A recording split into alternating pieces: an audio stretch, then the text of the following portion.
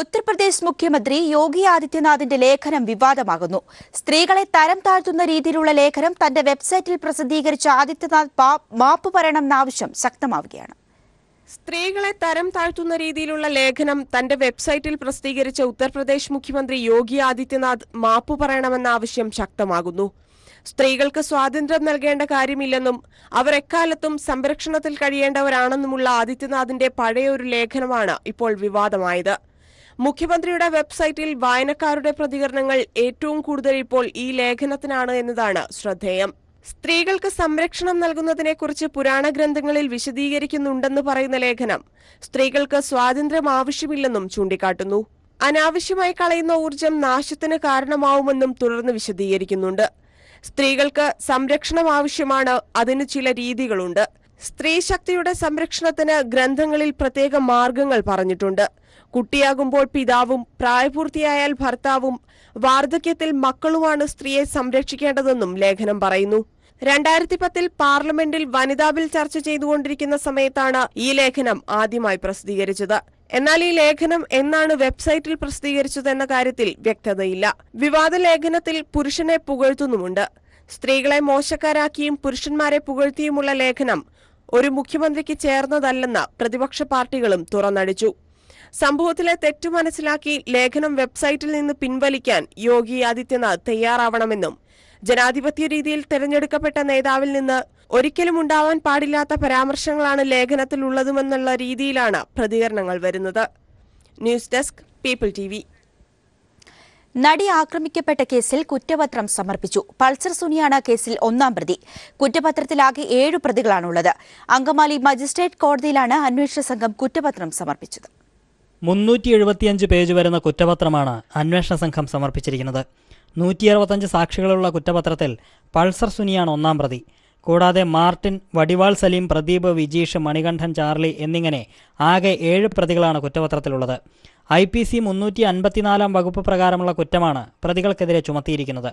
Angamaly 1ാം class magistrate കോടതിയിലാണ് അന്വേഷണ ഉദ്യോഗസ്ഥൻ DYSP KG ബാബുകുമാർ കുറ്റപത്രം സമർപ്പിച്ചത്.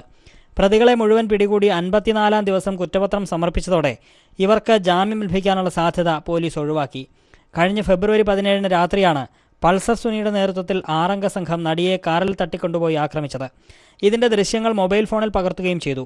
സുനി അഭിഭാഷകന് കൈമാറിയ മൊബൈൽ ഫോണിന്റെയും മെമ്മറി കാർഡിന്റെയും ശാസ്ത്രീയ പരിശോധനാ ഫലം കോടതിയിലെത്തിയിട്ടുണ്ട്. വിചാരണവേളയിൽ കോടതി ഇവ തെളിവായി കണക്കാക്കും. നടിയെ ആക്രമിക്കുന്ന ദൃശ്യങ്ങൾ പകർത്തിയ മൊബൈൽ ഫോൺ ഇതുവരെ കണ്ടെത്തിയിട്ടില്ല. ഇത് അഭിഭാഷകൻ പ്രതീഷ് ചാക്കോയെ ഏൽപ്പിച്ചിരുന്നുവെന്നാണ് സുനി മൊഴി നൽകിയിരിക്കുന്നത്. പ്രതീഷിനെ പോലീസ് 2 തവണ ചോദ്യം ചെയ്തെങ്കിലും ഫോൺ എവിടെയെന്നത് സംബന്ധിച്ച് വിവരം ലഭിച്ചിട്ടില്ല. നിർണായക തെളിവായ ഫോൺ കണ്ടെത്താനായി അഭിഭാഷകനെ നിയമപരമായി കസ്റ്റഡിയിലെടുത്ത് ചോദ്യം ചെയ്യുന്നതിനെക്കുറിച്ച് പോലീസ് ആലോചിക്കുന്നുണ്ട്. പിടിയിലായ പ്രതികളുടെ ഫോൺ രേഖകൾ പോലീസ് വിശദമായി പരിശോധിച്ചു കഴിഞ്ഞിട്ടുണ്ട്. സംഭവത്തിലെ ഗൂഢാലോചനയെക്കുറിച്ച് അന്വേഷണം തുടരുമെന്ന് പോലീസ് അറിയിച്ചു. News bureau, Kochi. ലണ്ടനിൽ അറസ്റ്റിലായ വിവാദ ഇന്ത്യൻ വ്യവസായി വിജയ് മല്യയ്ക്ക് മണിക്കൂറുകൾക്കകം ജാമ്യം. ലണ്ടൻ വെസ്റ്റ്മിൻസ്റ്റർ കോടതിയിൽ ഹാജരാക്കിയ മല്യയ്ക്ക് കോടതി ജാമ്യം അനുവദിക്കുകയായിരുന്നു. സ്കോട്ട്ലൻഡ് യാർഡ് പോലീസാണ് മല്യയെ അറസ്റ്റ് ചെയ്തത്. കുപ്രസിദ്ധ മദ്യവ്യവസായി വിജയ് മല്യയെ സ്കോട്ട്ലാൻഡ് യാർഡ് പോലീസാണ് അറസ്റ്റ് ചെയ്ത് കോടതിയിൽ ഹാജരാക്കിയത്. ലണ്ടനിലെ വെസ്റ്റ്മിൻസ്റ്റർ മജിസ്ട്രേറ്റ് കോടതിയിൽ ഹാജരാക്കിയ മല്യയ്ക്ക് കോടതി ജാമ്യം അനുവദിക്കുകയായിരുന്നു. അറസ്റ്റ് നടന്ന് 3 മണിക്കൂറിനുള്ളിലാണ് മല്യയ്ക്ക് ജാമ്യം ലഭിച്ചത്.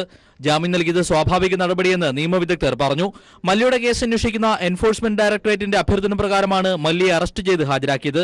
പിടികിട്ടാപ്പുള്ളിയായി പ്രഖ്യാപിച്ച മല്യയെ വിട്ടുകിട്ടണമെന്നാവശ്യപ്പെട്ട് കഴിഞ്ഞ ഫെബ്രുവരി 8 ഇന്ത്യ ബ്രിട്ടന് കത്തും നൽകിയിരുന്നു.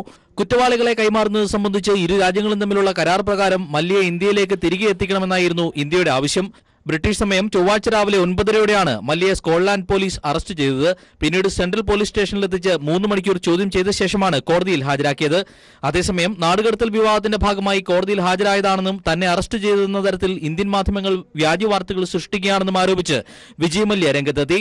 തന്റെ അറസ്റ്റ് ഇന്ത്യൻ മാധ്യമങ്ങളുടെ പതിവ് ആഘോഷങ്ങളുടെ ഭാഗമാണെന്നാണ് മല്യയുടെ ട്വീറ്റ്. കൈമാറൽ അപേക്ഷയിൽ കോടതി വാദം കേട്ട് തുടങ്ങുന്നതേയുള്ളൂവെന്നും മല്യ വ്യക്തമാക്കി. ഇത് സംബന്ധിച്ച വാദത്തിന് ശേഷമാകും മല്യയെ കൈമാറുന്ന കാര്യത്തിൽ തീരുമാനമുണ്ടാകുക. മല്യയെ വിട്ടുകിട്ടേണ്ടതുണ്ടെന്ന് ഇന്ത്യൻ അധികൃതർ കോടതിയെ ബോധിപ്പിക്കണം. ഇതിനെ എതിർക്കാൻ മല്യയ്ക്കും അവകാശമുണ്ട്.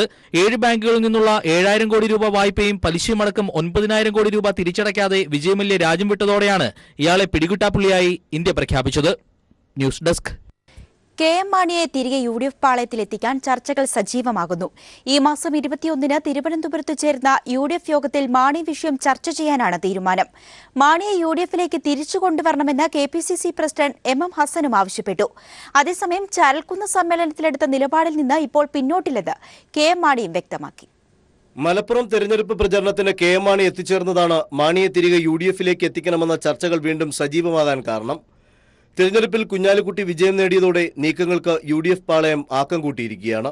ഈ മാസം 21-ന് തിരുവനന്തപുരത്ത് ചേരുന്ന അടിയന്തര യു.ഡി.എഫ് ഏകോപന സമിതി യോഗം മാണിയുടെ തിരിച്ചുവരവ് ചർച്ച ചെയ്യും. കെ.എം. മാണി തിരികെ യു.ഡി.എഫിലേക്ക് എത്തണമെന്ന ആവശ്യവുമായി കെ.പി.സി.സി പ്രസിഡന്റ് എം.എം. ഹസൻ രംഗത്തെത്തി. മാണി സാറിനെ യു.ഡി.എഫിൽ നിന്ന് ഞങ്ങൾ ആരും പുറത്താക്കിയതല്ല. മാണി സാറ് പുറത്തു പോയതാണ്. അദ്ദേഹം എത്രയും വേഗം മടങ്ങി വരണം എന്നാണ് ഞങ്ങൾ ഇപ്പോഴത്തെ വാദം. കെ.എം. മാണി യു.ഡി.എഫിൽ തിരിച്ചു വരുന്നതിൽ കോൺഗ്രസിന് എതിർപ്പില്ല എന്നതാണ് ഇത് നൽകുന്ന സൂചന. ഉമ്മൻചാണ്ടിക്കും എ ഗ്രൂപ്പ് നേതാക്കൾക്കും മാണി വിഷയത്തിൽ എതിരഭിപ്രായമില്ല. എന്നാൽ മാണി തിരികെ എത്തുന്നതിനോട് പ്രതിപക്ഷ നേതാവ് രമേശ് ചെന്നിത്തലയ്ക്ക് അതൃപ്തിയുണ്ട്. ബാർക്കോഴ വിഷയത്തിൽ കെ.എം. മാണിയും ഐ ഗ്രൂപ്പ് നേതാക്കളോട് അമർഷത്തിലാണ്. തെരഞ്ഞെടുപ്പ് സമയത്തെ സഹായവും അതുപോലെ മാണി ലീഗ് നേതാക്കളോട് കാണിക്കുന്ന നിലപാടും ലീഗിന്റെ പിന്തുണ മാണിക്ക് നൽകുന്നതിന് കാരണമാകുന്നു. മാണിയെ തിരികെ കൊണ്ടുവരുന്നതിന് പലതവണ മുസ്ലിം ലീഗ് നേതാക്കൾ തന്നെ ശ്രമം നടത്തിയിരുന്നു. മറ്റ് ഘടകകക്ഷികളും മാണി വിഷയത്തിൽ കടുംപിടുത്തമില്ല. എന്നാൽ യു.ഡി.എഫ് പ്രവേശന വിഷയത്തിൽ ചരൽക്കുന്ന് യോഗത്തിലെ തീരുമാനത്തിൽ നിന്ന് ഇപ്പോൾ പിന്നോട്ടില്ലെന്ന് കെ.എം. മാണി വ്യക്തമാക്കിയിരിക്കുകയാണ്. കേരള കോൺഗ്രസിലെ നയപരമായ നിലപാടുകളൊക്കെ ചരൽക്കുന്ന് സമ്മേളനത്തിൽ ഞങ്ങൾ വ്യക്തമാക്കിയിട്ടുണ്ട്. അതിൽ നിന്നൊരു മാറ്റമില്ല. ഞങ്ങൾ ആ നിലപാടിൽ നിൽക്കുകയാണ്. അതേസമയം ചർച്ചകൾ സജീവമാക്കി എങ്ങനെയെങ്കിലും കെ.എം. മാണിയെ യു.ഡി.എഫ് പാളയത്തിൽ എത്തിക്കാനുള്ള ശ്രമം കോൺഗ്രസ് എ ഗ്രൂപ്പ് നേതാക്കൾ നടത്തുന്നുണ്ട്. പക്ഷേ തനിക്ക് അനുയോജ്യമായ സാഹചര്യം വരുമ്പോൾ മാത്രമേ യു.ഡി.എഫിലേക്ക് പോകേണ്ടതുള്ളൂവെന്നും പെട്ടെന്ന് നിലപാട് മാറ്റേണ്ടതില്ലെന്നുമുള്ള നിലപാട് മാണിക്കുള്ളതായാണ് മാണിയുടെ വിശ്വസ്തർ പറയുന്നത്. News bureau, Thiruvananthapuram. കെ.എം. മാണിയെ ആരും യു.ഡി.എഫിൽ നിന്ന് പറഞ്ഞുവിട്ടതല്ലെന്ന് ചെന്നിത്തല. മാണി വിഷയത്തിൽ യു.ഡി.എഫിന് അന്നും ഇന്നും ഒരേ നിലപാട് തന്നെയാണെന്നും ചെന്നിത്തല പറഞ്ഞു. അല്ല, ചർച്ച ചെയ്യുന്നതിൽ തെറ്റൊന്നുമില്ല. ഞാൻ നേരത്തെ ഒരു നിലപാടുണ്ട്. യു.ഡി.എഫിൽ നേരത്തെ ഒരു നിലപാട് ഈ കാര്യത്തിലുണ്ട്. കേരള കോൺഗ്രസിനെയും മാണി സാറിനെയും യു.ഡി.എഫിൽ നിന്ന് പറഞ്ഞു വിട്ടതല്ല. അവരെടുത്തൊരു തീരുമാനമാണ്. അവർക്ക് ആ തീരുമാനം ഇപ്പോഴും നിലനിൽക്കുന്നു.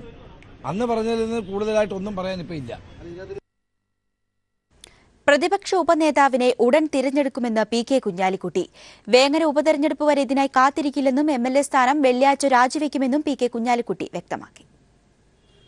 കുഞ്ഞാലിക്കുട്ടി ദേശീയ രാഷ്ട്രീയത്തിലേക്ക് കളം മാറിയതോടെ വരുന്ന ഒഴിവു നികത്താനുള്ള ശ്രമങ്ങളിലാണ് മുസ്ലിം ലീഗ് നേതൃത്വം. സംസ്ഥാന രാഷ്ട്രീയത്തിൽ ഇടപെടലുകൾ തുടരുമെന്ന് കുഞ്ഞാലിക്കുട്ടി നേതാക്കൾക്ക് ഉറപ്പു നൽകിയിട്ടുണ്ട്. നിയമസഭയിൽ മുസ്ലിം ലീഗിന്റെ പാർലമെന്ററി പാർട്ടി നേതാവിനെ പാണക്കാട് ഹൈദരലി തങ്ങൾ ഉടൻ തീരുമാനിക്കും. പ്രതിപക്ഷ ഉപനേതാവ് കൂടിയാവും മുസ്ലിം ലീഗിന്റെ പാർലമെന്ററി പാർട്ടി ലീഡർ. ഇതിനായി വേങ്ങര ഉപതെരഞ്ഞെടുപ്പ് വരെ കാത്തിരിക്കേണ്ടെന്ന് കുഞ്ഞാലിക്കുട്ടി പറഞ്ഞു. പാർട്ടി തീരുമാനിക്കുന്ന ആൾ വരും.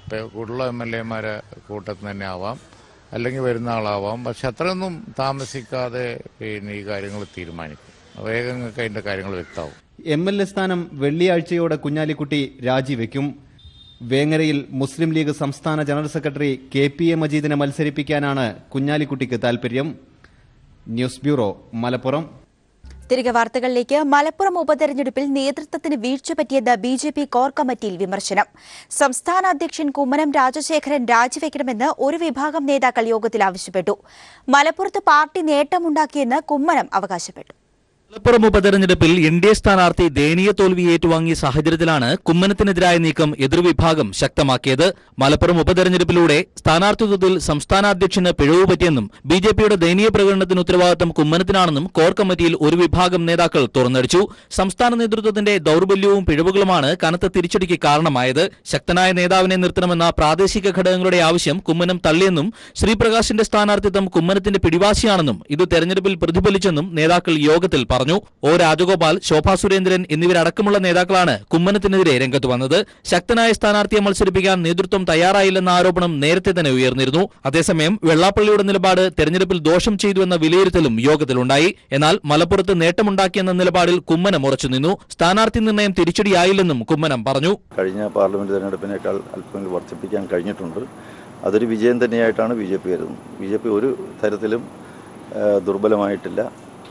ശക്തി തെളിയിക്കുന്ന കാര്യത്തിൽ പരാജയപ്പെട്ടിട്ടില്ല. പാർട്ടിക്ക് ശക്തി അല്പം വർദ്ധിപ്പിക്കാനേ കഴിഞ്ഞിട്ടുള്ളൂ. 2014 ലോക്സഭാ തെരഞ്ഞെടുപ്പിനേക്കാൾ 970 വോട്ട് മാത്രമാണ് BJPക്ക് അധികം നേടാനായത്. നിയമസഭാ തെരഞ്ഞെടുപ്പിനെ അപേക്ഷിച്ച് 5 അസംബ്ലി മണ്ഡലങ്ങളിലും വോട്ട് കുറഞ്ഞു. സ്ഥാനാർത്ഥി വിവാദവും വോട്ട് കുറഞ്ഞതും നാളെ നടക്കുന്ന സംസ്ഥാന സമിതി യോഗത്തിലും ചൂടേറിയ ചർച്ചയ്ക്ക് വഴിയൊരുക്കും. News bureau, Palakkad. കുടിവെള്ള വിതരണ പദ്ധതിയുണ്ടായിട്ടും കുടിവെള്ളം ലഭിക്കാതെ ദുരിതമനുഭവിക്കുകയാണ് കാസർഗോഡ് കാറടുക്കിയിലെ നെല്ലിയടുക്കം SC കോളനി നിവാസികൾ. 65ഓളം കുടുംബങ്ങൾ താമസിക്കുന്ന ഇവിടെ ആവശ്യത്തിന്റെ 4/1 വെള്ളം പോലും ജലനിധി പദ്ധതിയിൽ ലഭ്യമാകുന്നില്ല. ഈ പ്രദേശത്തെ കുഴൽക്കിണറുകളും മറ്റ് ജലസ്രോതസ്സുകളും വറ്റിവരണ്ടിരിക്കുകയാണ്.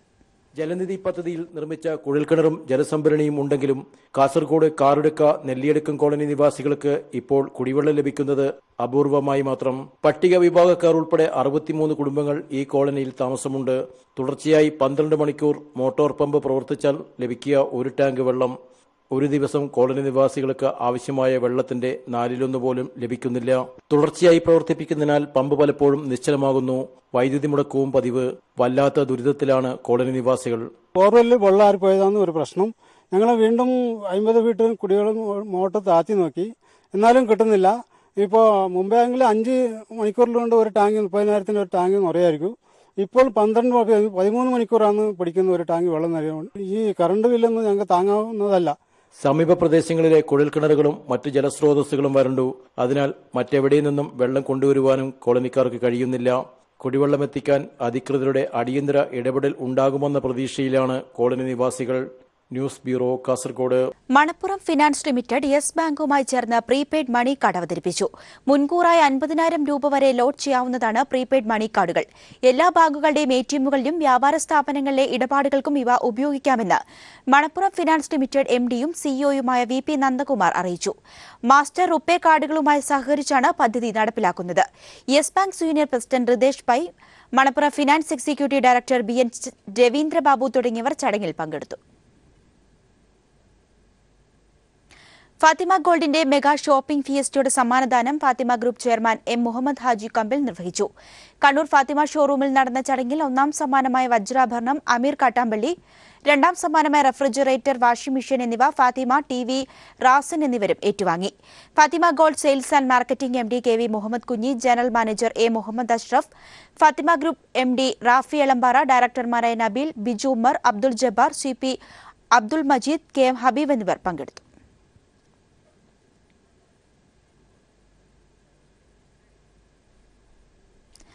KSRTCയിൽ ആവശ്യത്തിന് പുതിയ ബസ്സുകൾ കൂടി നിരത്തിലിറക്കാനാകില്ലെങ്കിൽ KSRTCയിലെ താൽക്കാലിക ജീവനക്കാരെ ഒഴിവാക്കാൻ മാനേജ്മെന്റിന്റെ ആലോചന. ജീവനക്കാരും ബസ്സും തമ്മിലുള്ള അനുപാതം ദേശീയ ശരാശരിയിലേക്ക് താഴ്ത്തുന്നതിന്റെ ഭാഗമായാണ് ബസ്സുകളുടെ എണ്ണം കൂട്ടുകയോ ജീവനക്കാരുടെ എണ്ണം കുറയ്ക്കുകയോ ചെയ്യണമെന്ന കാര്യത്തിൽ തിരക്കിട്ട ചർച്ചകൾ നടക്കുന്നത്. അതേസമയം തൊഴിലാളികളുടെ ആധിക്യത്തിന് പുറമെ ബസ് നിർമ്മാണവും KSRTCക്ക് നഷ്ടമാണെന്ന് ചൂണ്ടിക്കാട്ടുന്നു. KSRTCയിലെ ജീവനക്കാരും ബസ്സും തമ്മിലുള്ള അനുപാതം ദേശീയ ശരാശരിയേക്കാൾ കൂടുതലാണെന്നാണ് KSRTCയെക്കുറിച്ച് പഠിക്കാൻ സർക്കാർ നിയോഗിച്ച പ്രൊഫസർ സുശീൽ ഖന്നയുടെ കണ്ടെത്തൽ. അനുപാതം കുറയ്ക്കണമെന്നും ഖന്ന റിപ്പോർട്ടിൽ ശുപാർശ ചെയ്യുന്നു. ഒരു ബസ്സിന് 5.7 ജീവനക്കാരാണ് വേണ്ടത്.